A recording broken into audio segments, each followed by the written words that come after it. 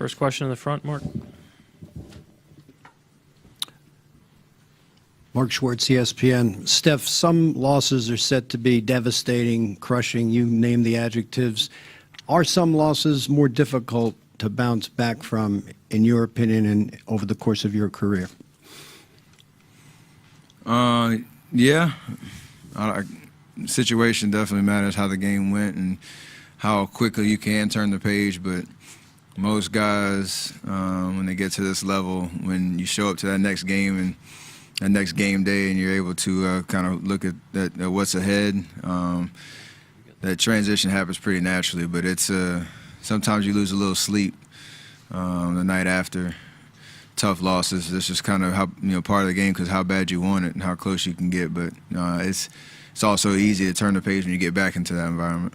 And who do you lean on in this situation if you go through a tough loss? Who do you turn to?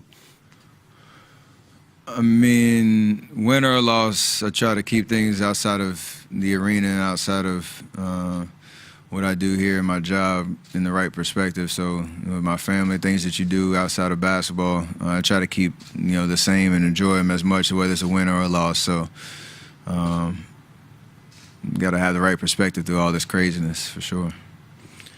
Greg on the left. Greg Logan, Newsday. Steph, a lot of times in Game 1, LeBron got the switches he wanted, and you had to take him repeatedly. Can you just describe how difficult that was, and do you think you guys have to do something different this time around to try and control him? Draymond talked about playing with more force. I think that was the biggest takeaway watching the film in Game 1 is not only did he have an amazing game and score 51, but there wasn't much resistance in that first half with our switches, with our help side defense, picking him up with force and kind of assertiveness on defensive end. Whether he scores or not, he's still a great player, but we got to be a little bit more aggressive. And that doesn't mean changing our game plan at all. It just means doing things a little bit faster, a little bit more physical, and just trying to make, not just him, but everybody else more uncomfortable out there on the floor to start the game. And I think we can do that. And if I could follow up, you still had a great offensive game. Can you just describe the difficulty of what you did, trying to stay with him on one end and keep pace on the scoring at the other end? For 7 games last series, that's what I had to do. So it's kind of a constant theme and pattern that I'm pretty much used to. So not going to slow me down at all. If you're going to try to pick on me on defense, I'm going to hold my own and I'm going to come right back at you. So that's kind of par for the course right there. Thanks. Got my golf reference in, nice. Stephen, did you feel the Game 1 was going to turn out that way? Do you like the competitive rivalry that has been building up throughout the finals? Or after playing 4 consecutive, does it make it boring? Definitely not boring at all. We're playing for a championship, and this is the most fun you have playing the game of basketball. So, playing the same team 4 times has... I think there's a lot of consistencies that you can kind of fall back on and experience, but when you get here on the stage, everything is just fresh. It's new. It's exciting, and we're 3 wins away from winning another championship. So it's an amazing feeling, and we want to enjoy every single moment of this for sure. Joe in the middle. Joe Varden, Cleveland.com. Steph, we should ask Steve this, and we didn't. But from your interactions with him, how's Clay today? From what I saw, he's looking pretty good, pretty happy, pretty upbeat. He obviously didn't do much on the floor, but doesn't really need to. Only worry about 5 o'clock tomorrow. So hopefully he'll get some more treatment and recovery and keep making progress. If I was betting, I'd say Clay was playing just based on who he is and his attitude today for sure. This side on the left. Stephen Connor Letourneau, San Francisco Chronicle. When KD has a game like he did in Game 1, do you need to say anything afterward, or do you just kind of let him, figure it out on his own? And are you confident that he'll get back into a rhythm for Game 2? We're all victims of the expectations that we set. So, I mean, the fact that you're saying KD had a bad game is kind of funny. Just with what you expect from him every single night, but. We are all in this together. There's not much anybody has to go over and have an intervention type of situation or say anything besides, hey, let's go get Game 2, and everybody needs to show up and play their best. And so that's been the communication around the whole team these last 2 days. Watching film, everybody's engaged, calling stuff out. And I like that type of vibe when everybody's not complacent. We know we won Game 1 by the skin of our teeth, and now we got to go play better, take control of the series, and Kay's gonna have a huge part in that for sure. Steph on your right, third row. Michael Lee, Yahoo Sports. Steph, this is the fourth time you've seen these guys, and obviously at the end of Game 1, there was Tristan and Draymond, and you and LeBron had a couple words for each other. But it isn't like there's a lot of hatred here. How have you guys been able to compete for the same thing so many times, but still just be competitive without really crossing the line? This is just basketball.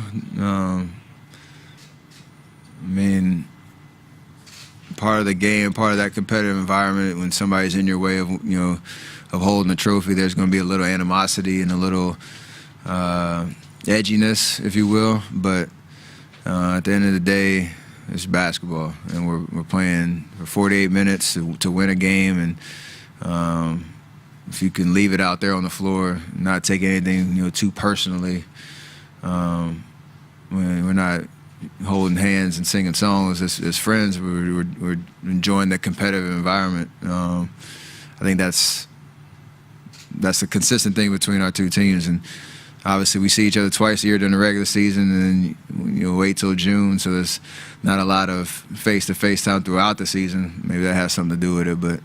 Right now, it's just about winning a championship. You don't want to let anything distract us from that on the floor. Janie up front. Steph, Janie McCauley from Associated Press. You've spoken often about being part of the transformation of this franchise from losing into contending every year, and how hard it is to do it. How much pride do you take in that, and what dynasties do you most appreciate who've done it for so long and been able to win? The second question, I don't know. Just as a fan of the NBA, you can go down the list of the teams that have won multiple years and just dominated the league for stretches of time. But what we've been able to do here, from my rookie year, winning 23 games, I think it was, to 28, to the lockout year, winning 20-something, and then making the playoffs and kind of taking it a small step every year until we 2015 and winning our first championship. It is a sense of pride around that, being the elder statesman here and seeing what has all gone into being on this stage every single year when it comes to the guys that I get to suit up with every single night. From Bob Myers to all down to the coaching staff to ownership, like it's just a transformation that I got to see firsthand, and all the details that went into it. So at some point, when this is all said and done, I hope to kind of just sit back and really truly appreciate from start to finish all that went into it. But there is an awareness of where we were to where we are, and I appreciate. That's why I think when I get to this stage, it's always like it's brand new because of how hard it was to get here in the first place. Thank you, Steph. Kevin will be right up. Thank you. Thank you. Appreciate it.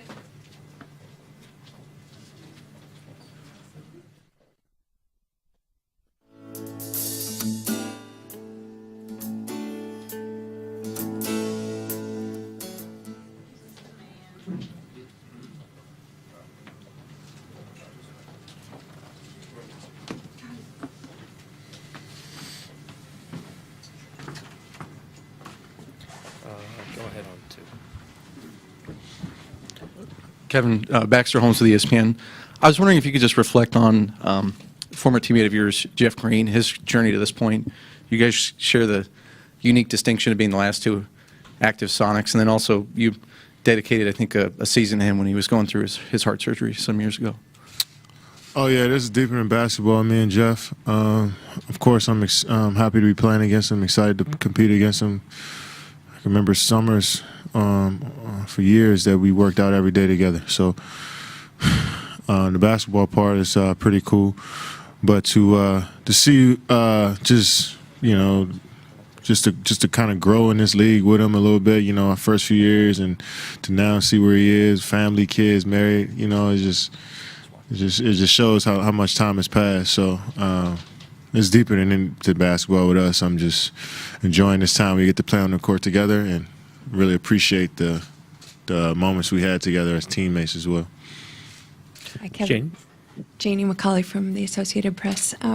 Draymond talked the other night just about a few lucky breaks, maybe. I mean, he said that sometimes you're going to get a little luck. Do you agree with that, that sometimes that's going to play into it? And also, you referenced boxing out and some of the things that you think you guys need to do better in Game 2. What are some of those things? Yeah, if we focus in on it and on what we need to do is try to lock in on the details as much as possible, not just with any game, but if you try to lock in on the details as much as possible, that luck factor, good luck, bad luck, you don't have it creep in if you figure out the detailed parts to be good at those parts of the game, and then you don't let the luck creep in. So, we try to do our best to avoid that part, and that's by playing focused and better from the start. It starts with like I said, small things, rebounding, loose balls, just talking on defense, movement on offense, that type of stuff. And I think you can ask any player in the league, and they'll tell you the same thing when it comes to that type of stuff. Third row on the right. Kevin, to your right, just a little. Phil Barber, Santa Rosa Press, Democrat. After 2 full years here and all you guys have accomplished, are there still some times on the court when you're trying to figure out if it's the time for you to sort of take over or a time to defer and share more with teammates? I think it's definitely gotten better since last season.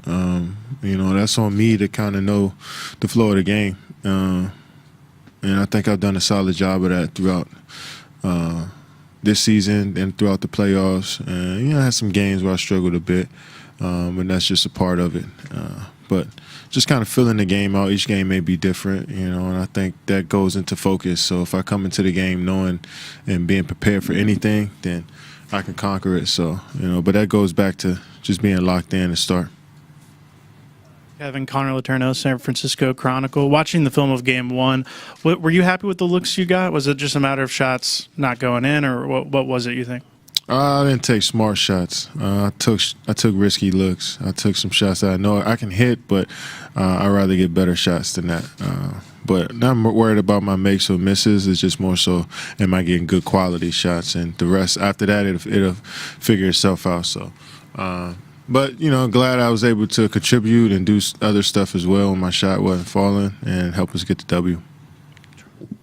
In the center again. Logan Murdoch, Barry News Group. There's been reports that Clay hurt his ankle, and being around him, and what do you think he'll be able to go tomorrow, and seeing that how bad that injury looked and how he's looking today? I haven't really talked to him about it, seen him today, but just so focused on practice. I'm sure, just knowing Clay, he'll be all right. We're going to go last 2 questions over here and in the back. Michael Pina, Vice Sports. Rodney Hood did not impact Game 1, really. But what influence can he have on the rest of the series if he's put back in the rotation? And then just generally, what type of a player is he? Rodney Hood is lefty and can pretty much score the basketball really well. He hasn't played for a while, but somebody that's always simmering on the bench, just waiting for his opportunity. So, if he gets a chance, that he's going to take full advantage of it. So we got to be prepared if he steps on the court. over here in the center. Ryan Gorsey, San Francisco Examiner. Kevin, there was a moment from the Houston series that's kind of gone viral a little bit of Coach Kerr telling you, about an anecdote from the Bulls, and there's been some negative reaction to it. What's been your reaction to that negative reaction? Did it get under your skin at all?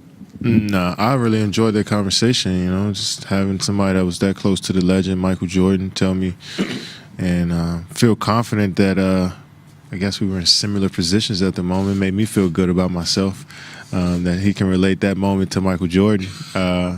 But I always enjoy those stories from Coach Kerr, from Mike Brown, from guys that have been in the league so long, to share those experiences with the greats and the guys that kind of did it before me. And I really, really appreciated that moment. I needed it as well. It's good to kind of get a reminder from guys that are successful in the league, whether it's now and back in the past especially, that can give you some advice here and there when you need it. Thank you, Kevin. We'll be started in here with Cleveland at approximately 1:15. Ty Lue, followed by LeBron, followed by Kevin Love.